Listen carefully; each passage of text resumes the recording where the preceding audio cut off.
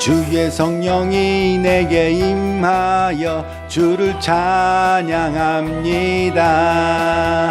우리 주의 성령이 내게 임하여 주를 찬양합니다. 찬양합니다. 찬양합니다. 주를 찬양합니다. 찬양합니다. 찬양합니다. 주를 찬양합니다.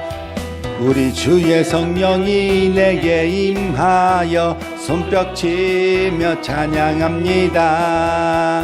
우리 주의 성령이 내게 임하여 손뼉치며 찬양합니다. 손뼉치면서 주를 찬양합니다. 손뼉치면서 주를 찬양합니다. 우리 주의 성령이 내게 임하여 소리 높여 찬양합니다. 우리 주의 성령이 내게 임하여 소리 높여 찬양합니다. 소리 높여서 주를 찬양합니다. 소리 높여서 주를 찬양합니다. 우리 주의 성령이 내게 임하여 춤을 추며 찬양합니다. 우리 주의 성령이 내게 임하여 춤을 추며 찬양합니다. 춤을 추면서 주를 찬양합니다. 춤을 추면서 주를 찬양합니다.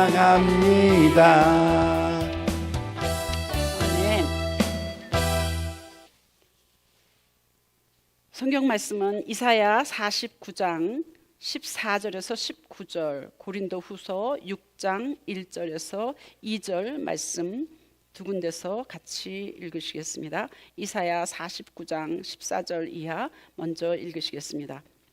오직 시온이 이르기를 여호와께서 나를 버리시며 주께서 나를 잊으셨다 하였거니와 여인이 어찌 그 젖먹는 자식을 잊겠으며 자기 태에서 난 아들을 긍휼히 여기지 않겠느냐. 그들은 혹시 잊을지라도 나는 너를 잊지 아니할 것이라. 내가 너를 내 손바닥에 새겼고 너희 성벽이 항상 내 앞에 있나니 네 자녀들은 빨리 걸으며 너를 헐며 너를 황폐하게 하던 자들은 너를 떠나가리라. 내 눈을 들어 사방을 보라. 그들이 다 모여 내게로 오느니라. 나 여호와가 이르노라. 내가 나의 삶으로 맹세하노니 네가 반드시 그 모든 무리를 장식처럼 몸에 차며 그것을 띠기를 신부처럼 할 것이라. 이는 내 황폐하고 적막한 곳들과 내 파멸을 당하였던 땅이 이제는 주민이 많아 좁게 될 것이며 너를 삼켰던 자들이 멀리 떠날 것이니라. 고린도후서 6장 1, 2절 같이 읽습니다. 우리가 하나님과 함께 일하는 자로서 너희를 권하노니 하나님의 은혜를 헛되이 받지 말라. 이르시되 내가 은혜 베풀 때에 너에게 듣고 구원의 날에 너를 도왔다 하셨으니 보라 지금은 은혜 받을 만한 때요 보라 지금은 구원의 날이로다. 아멘. 하나님의 말씀입니다. 오늘 설교의 제목은 고아의 영입니다. 고아의 영. 고아의 영. 자녀 없는 사람은 있어도 엄마 없이 이 땅에 태어난 사람은 단 한 사람도 없습니다. 그렇죠? 세상에서 가장 처음 만나는 사람도 엄마고 가장 처음 관계를 맺는 사람도 엄마입니다. 사실 그 관계는 이 세상에 태어났을 때 시작하는 것이 아니라 사실은 엄마 뱃속에 있을 때부터 그 순간부터 시작하는 것입니다. 아기의 삶에 가장 많은 영향을 주는 것이 아기를 잉태하고 출산하고 키우는 엄마입니다. 부정적이든 긍정적이든 일시적이든 지속적이든 계속 그렇습니다. 엄마와의 관계가 깨지는 것은 아이에게는 가장 치명적이고 아주 비참한 것입니다. 엄마 자궁 속에서부터 아기가 거절당했다면 그 아기는 못 느끼는 것 같지만 다 느낀답니다. 그래서 내가 원치 않는 임신을 했거나 아니면 인공 중절을 하려다가 어떻게 하다가 보니까 아기를 낳았다거나 만약에 그렇다면 그 아기는 자라서 자살 시도를 하는 경우가 굉장히 많다는 그런 통계가 있습니다. 왜냐하면 거절당했기 때문에 자존감이 부족하고 그것은 분노가 형성되고 열등감이 일어나고 후회가 되고 복수하고 절망적이고 폭력적이고 자학 이런 여러 가지 부정적인 영향을 받게 된다는 것입니다. 고아의 영은 바로 이런 겁니다. 고아는 부모가 죽은 사람을 말하지요, 보통. 그런데 미국에서 사용하는 법적인 정의는 미성년자가 부모의 죽음이나 행방불명이 됐거나 아니면 의도적으로 버려졌거나 뭐 해서 부모와 분리된 상태를 고아라고 정의하고 있습니다. 그런데 실제로 육체적으로 고아든 아니든 누구든지 유년 시절에 아니면 자라면서 가족 속에서 사랑을 받지 못했거나 돌봄을 받지 못하면서 살았을 때가 누구든지 있습니다. 심지어는 가족 수가 많은 가정에서 자랐다 할지라도 언제든지 왕따를 당했다 아니면 소속이 없다, 내 가족은 나를 돌보지 않는다, 나를 사랑하지 않는다, 뭐 이런 느낌을 가지고 계속해서 살아온 사람도 얼마든지 있습니다. 육체적으로든 정신적으로든 일시적이든 지속적이든. 그래서 시편 27편 10절에 보면 다윗이 이렇게 얘기합니다. 자기 자신은 버려졌다, 버려질 것이다, 버려진 상태다 이렇게 표현하고 있습니다. 내 부모는 나를 버렸으나 여호와는 나를 영접하시리이다. 쉬운 말 번역으로는 나의 부모는 나를 버려도 주님은 나를 돌보아 주십니다. 다윗이 막내였기 때문에 아마 부모님이 일찍 돌아가셨고 어렸을 때 돌아가셨기 때문에 그렇게 표현을 했는지 아니면 실제로 다윗이 부름 받았을 때에도 첫째부터 쫙 해갖고 막내는 그 사무엘이 왔을 때에도 그 자리에 없지 않았었습니까? 그런 걸 보면 아마 가족이 많이 있었으면서도 아들이 6인가 7인가 그렇게 했었을 때에도 별로 그렇게 관심이나 사랑이나 돌봄을 못 보고 자랐던 것이 다윗이 아니었나 생각을 해봅니다. 아무튼 다윗은 하나님이 자기를 돌봐주셨고 부모님은 나를 관심과 사랑이 없었을지 몰라도 하나님은 나를 받아주셨고 나를 돌봐주셨고 나를 지켜주셨다 이렇게 표현하고 있습니다. 성경을 읽다가 시온이나 이스라엘이나 야곱이나 이런 말이 나오면 그냥 하나님의 자녀 나라고 생각하시면 됩니다. 이스라엘 백성들이 고난 중에서 하나님이 자기를 버렸다 이렇게 생각하는 것은 별로 놀랍지 않습니다.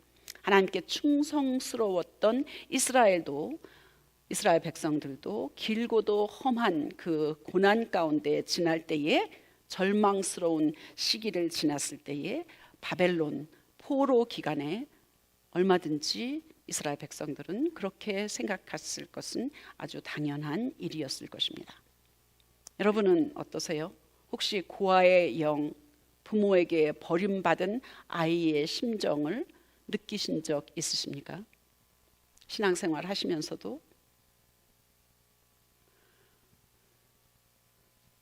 조세프 모테라라는 그 목사님이 아담과 하와가 에덴 동산에서 쫓겨난 이후로 하나님과 단절돼서 이렇게 분리된 그런 상태로 인하여서 인류 모두에게 정신적인 질병이든 뭐 정서적인 그 고통이든 마음의 혹은 몸의 모든 병들은 그때서부터 그 이후로부터 시작된 것이다.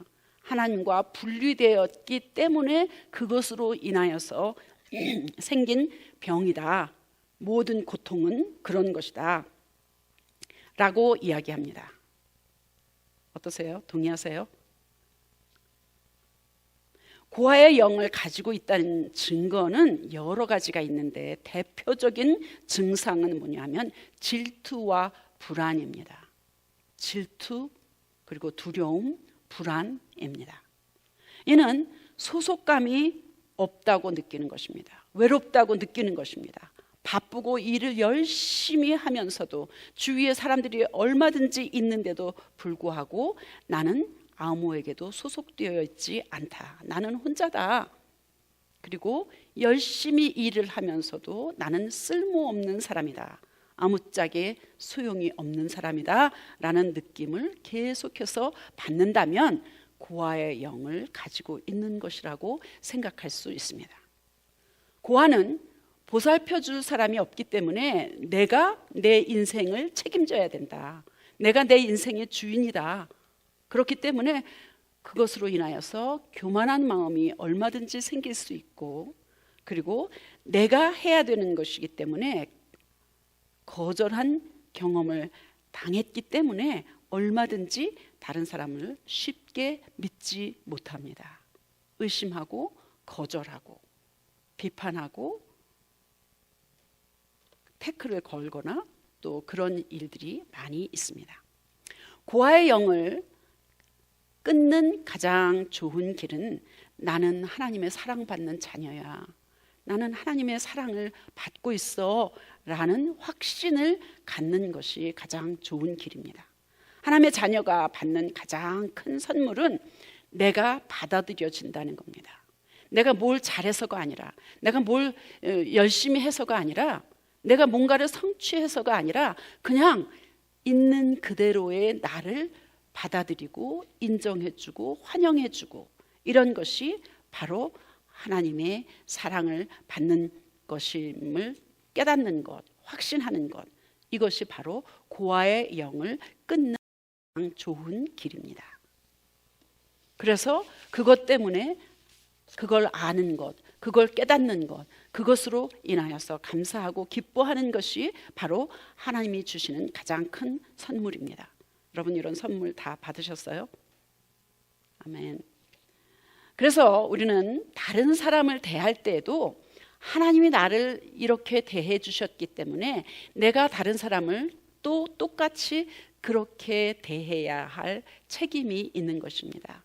다른 사람이 뭘 잘해서가 아니라, 다른 사람이 뭐를 또 열심히 뭔가를 해서가 아니라 그냥 있는 그대로를 받아들이는 것. 그 사람 자체로 인정하고 환영하고 받아주는 것. 그것이 바로 하나님의 사랑을 실천하는 길입니다. 근데 사실 쉽지 않습니다. 우리 어릴 때 부모에게 뭔가 잘했을 때 칭찬받고 잘못했을 때 혼나지요. 그러면서 자랐기 때문에 어른이 되어서 나의 자녀들 혹은 다른 사람들을 그렇게 대하는 것이 쉽지 않습니다. 다른 사람이 실수하거나 또 뭔지 마음에 안 들 때에 또 나의 자녀들이 또 그렇게 하지 못했을 때에 있는 그대로를 받아들이는 것은 쉽지 않습니다. 그렇지만 하나님은 우리를 그렇게 해주고 계십니다. 내가 나를 보기에도 형편없고 내가 내 마음에 안 드는데 너무 많고, 그런 게 내 마음에 안 드는 것도 참 많고, 실수도 잘하고 실패도 하고 죄도 많고 교만하고, 그래서 불안하고 두려운 나, 그런 나를 하나님은 하나님의 자녀로 삼아 주셨습니다. 그래서 주님의 몸이라는 교회에 소속되고 하나님만이 주시는 풍성한 삶, 돈으로 채울 수 없는 세상의 형통함으로, 세상 가치관으로 인정될 수 없고 성공할 수 없는 그런 상황에서도 상황과 관계없는 평안함, 하나님이 주시는 만족함을 누릴 수 있는 그런 것이 바로 고아의 영에서 벗어날 수 있는 길입니다. 그게 믿음으로 신분이 변화돼서 죄인에서 하나님의 자녀로 되는 신분의 변화만이 아니라 삶 속에서 하루하루를 언행심사의 변화로 그렇게 살아내는 것이 바로 고아의 영으로 살지 않는 것입니다. 고린도전서나 갈라디아서에 보면 바울은 자주 이런 얘기를 합니다. 왜 받지 않은 자처럼 사십니까? 왜 세례를 받고 그리스도인이 되었음에도 하나님의 자녀로 당당하고 떳떳하고 감사하며 기쁘게 그렇게 살지 못하고 위축되고 받지 않은 자처럼 사느냐고 때로는 책망하고 있습니다. 제가 미국에 오기 전에 홀트 아동복지회에서 8년을 일했습니다.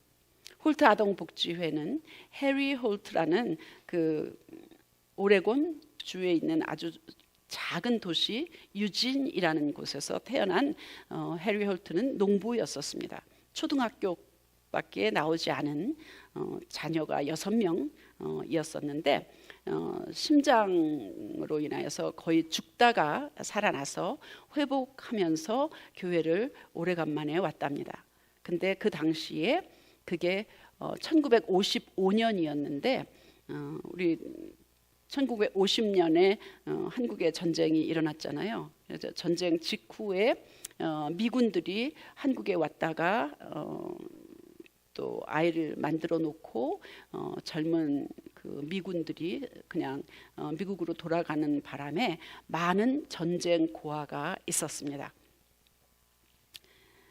그때에 오래간만에 교회를 갔는데 비디오도 아니었고 이렇게 그냥 벽에다가 쏘는 그런 사진 그런 것들을 보았는데 한국의 그 비참한 현실, 너무나도 가난한 현실, 그리고 전쟁 고아들이 너무 비참한 그런 상황을 찍은 그런 사진을 보고 그냥 아주 단순하게 결심을 했답니다. 자기가 가지고 있던 약간의 집과 농토를 팔아서 자기 식구 수대로 8명을 전쟁 고아를 입양해서 그냥 한국으로 왔답니다. 그래서 한국에서 불광동에 있는 집을 한 채 사고 일산에 있는 농지를 사서 아주 단순하게 자기는 죽었었을 텐데 하나님이 살려주셨기 때문에 이제 나머지 인생은 내 인생이 아니다. 그러니까 내가 뭔가를 하나님이 기뻐하시는 일을 하고 죽어야겠구나. 그런 생각을 가지고 아주 단순하게 8 전쟁 고아를 입양해서 농지를 사서 거기서 나오는 뭐 이런저런 것으로 애를 먹이면 되겠구나. 아주 단순한 마음으로 그렇게 시작을 했었습니다. 그러다가 이 사람 저 사람 미국 사람들이 입양을 너도 나도 입양을 하면서 기부금을 내고 이렇게 하다 보니까 오늘날 홀트 아동복지회가 되었습니다. 그래서 미혼모가 이제 그 뒤에 전쟁 고아는 다 없어지고 그 다음에 산업이 발달하다 보니까 젊은 사람들이 결혼하지 않고 애를 낳고 이렇게 하다 보니까 한국도 문화는 그 핏줄 그런 것을 굉장히 중요시 하잖아요. 그러다 보니까 남이 낳은 애를 입양하기가 쉽지 않았습니다. 그래서 미혼모를 입양기관에 홀트에다가 보내서 그 아이들이 또 미국으로 해외로 입양 가는 그런 일들이 많이 생기게 되었습니다. 고아 아닌 고아가 되어서 버림받고 분리되고 그런 보살핌을 받지 못한 미혼모 아이들이 많이 생겼습니다. 대부분은 아기 때 입양이 오는 게 대부분인데, 제가 푸에블로에 있을 때에 12살 때에 입양 온 어떤 청년이 있었습니다. 그 당시에 한 10여 년 전이었었는데, 그 당시에 25살 된 그 청년이었습니다. 어릴 때 아빠가 술 폭행으로 엄마를 심하게 폭행했고, 그래서 엄마는 자기가 6살 때, 그리고 남동생이 3살 때에 엄마가 집을 나갔답니다. 그래서 할머니 손에서 자라게 됐는데, 자기가 9살 때에, 동생이 6살 때에 그 할머니도 스스로 목숨을 끊으면서 아무도 없게 되었습니다. 그러자 그 친아빠는 동생은 남겨놓고 이 아이를 버스를 타고 가면 종점에서 엄마가 기다릴 거야. 거짓말이었죠. 그러고선 종점까지 가서 밤이 되도록 기다렸지만 나타나야 할 엄마는 나타나지 않고 결국은 구하원에 보내져서 한 3년을 살다가 12살에 미국으로 입양을 왔답니다. 입양한 엄마에 의하면 처음 얼마 동안은 분명히 법적인 아들이고, 그리고 아주 크리스찬적이고 아주 좋은 가정이었습니다. 그런데 누리지를 못하고 받지를 못하고 너무너무 위축되고 두렵고 불안하고 이런 상태에서 툭하면 없어지더랍니다. 열심히 찾다가 보면 베이스먼트 구석에 쭈그리고 웅크리고 앉아있는 이 아이를 발견했답니다. 너무나 많은 거부, 내쫓김, 사랑과 돌봄을 받지 못했던 그런 경험 때문에 쉽게 그 양부모를 신뢰하지 못했습니다. 그리고 매우 불안하고 두려워했습니다. 그리고 그가 받는 모든 혜택을 누리지도 못하고 벌벌 떨면서 한 6, 7개월 거의 1년 가까이를 그렇게 했답니다. 나중에 적응하고 조금씩 나아지기는 했지만, 아무튼 사람도 누군가에게 버림받고 거절당하고 제대로 보살핌을 받지 못한 사람은, 인정받지 못한 사람은 그 입양아처럼 두려움, 불안, 부정적인 생각들로 가득 찰 수밖에 없습니다. 우리가 하나님의 자녀가 되어서도 여전히 하나님의 자녀로서 구원받은 그 기쁨과 감사와 감격으로 살지 못한다면 과거의 거절, 결핍으로 인해서 위축되고 불안하고 두려움으로 살았던 그 입양아처럼 되는 거 아닐까 생각합니다. 로마서 8장 14절에서 16절까지 무릇 하나님의 영으로 인도함을 받는 사람은, 하나님의 영, 성령으로 인도함을 받는 사람은 곧 하나님의 아들이라. 너희는 다시 무서워하는 종의 영을 받지 아니하고, 무서워하는 영, 고아의 영입니다. 두려워하는 영, 종의 영, 고아의 영입니다. 무서워하는 종의 영을 받지 아니하고 양자의 영을 받았으므로 우리가 아빠, 아버지라고 부르짖느니라, 이렇게 이야기합니다. 여기서 두려워하는 영, 무서워하는 노예의 영으로 우리를 맡기지 않고 양자의 영을 받았다는, 하나님에게 우리가 입양되었다는 당당한 그런 자녀로서 하나님을 아빠, 아버지라고 부르면서 당당하게 살아갈 수 있기를 바랍니다.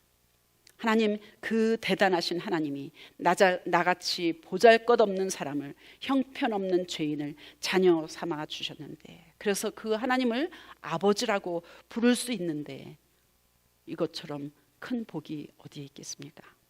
하나님은 물론 우리의 현실적인 복도, 풍성함도, 건강함도 주십니다. 그렇지만 혹 우리가 이 땅에서 사는 동안에 현실적인 복이 좀 모자라지면, 좀 가난하지만, 좀 아프지만, 좀 힘들지만, 그러면 어떻습니까? 가장 큰, 비교할 수 없이 큰 하나님의 자녀가 되는 복을 누리고 있는데, 그 하나님이 내 아버지신데, 고린도후서 6장에서 바울은 교인들에게 하나님의 은혜를 헛되이 받지 말라. 만일 하나님의 은혜를 받아서 당신을 위해서 죽으신 예수의 피로 구원 받았으면, 그리고 당신이 하나님의 자녀이고 하나님이 당신의 아버지라면, 하나님의 나라를 위해서 일하는 동역자라면 어떻게 불신자와 똑같이 살 수 있느냐? 어떻게 그들과 같은 가치관으로 동역할 수 있느냐? 빛과 어두움이 공존하겠느냐? 이 시간 여러분과 함께 기도하기 원합니다. 깨진 인간관계가 있다면, 엄마와 자녀 관계가 망가졌다면, 목사와 성도, 남편과 아내, 아빠와 자녀, 친구와 친구, 하나님이 여러분과 제 안에 있는 고아의 영을 내보내주시기를 축복합니다. 단번에 내보내기가 쉽지 않을지 모릅니다. 큰 눈덩어리, 딱딱하게 얼어붙은 그런 눈뭉치, 얼음덩어리를 억지로 망치로 부순다고 해서 그게 쉽게 부서지겠습니까? 그러나 햇빛이 오면 언제 그랬느냐 싶게 자취도 없이 녹아버리지 않습니까? 우리 콜로라도에도 눈이 와서 꽁꽁 얼어붙었다가도 다음날 해가 나면 다 녹고 마르듯이 말입니다. 누가 잘했냐 못했느냐 따지지 말고, 선악간에 판단하고 비판하지도 말고, 분석하지도 말고, 그저 그냥 함께 기도하고 함께 찬송하고 함께 예배하면 하나님이 은혜를 주셔서 위에서 내리는 그 햇빛처럼 다 녹아 내릴 것입니다. 반복해서, 되풀이해서, 계속해서 한 달을 하루같이, 1년을 한 달같이, 그러면 고아에서 하나님의 아들, 딸로 신분만 변하는 것이 아니라 삶도, 말도, 생각도, 감정도, 행동도, 손길도, 발걸음도 그렇게 변화될 것입니다. 이 대강절 기간에 우리 개개인에게, 우리 가정과 교회와 지역사회에 이런 은혜가 계속해서 넘치도록 내리시기를 간절히 축복합니다. 기도하겠습니다. 하나님은 우리에게 영적인 양식을 주셨습니다. 성찬을 통해서 예수님이 어떻게 죽으셨는지를 기억하게 하셨습니다. 우리가 구원의 감격을 가지고 믿음으로 끝까지 살아내기를 간절히 소원합니다. 이제는 우리 주 예수 그리스도의 은혜와 하나님 아버지의 극진하신 사랑하심과 성령님의 교통하심과 우리가 끊임없이 주님 앞에 가까이 갈 수 있도록 인도하시는 성령님의 은총이 우리 모두에게, 우리 사랑하는 가족들에게, 이 땅에 있는 하나님의 자녀들 위해 지금부터 영원토록 함께 하시기를 간절히 축원하옵나이다. 아멘.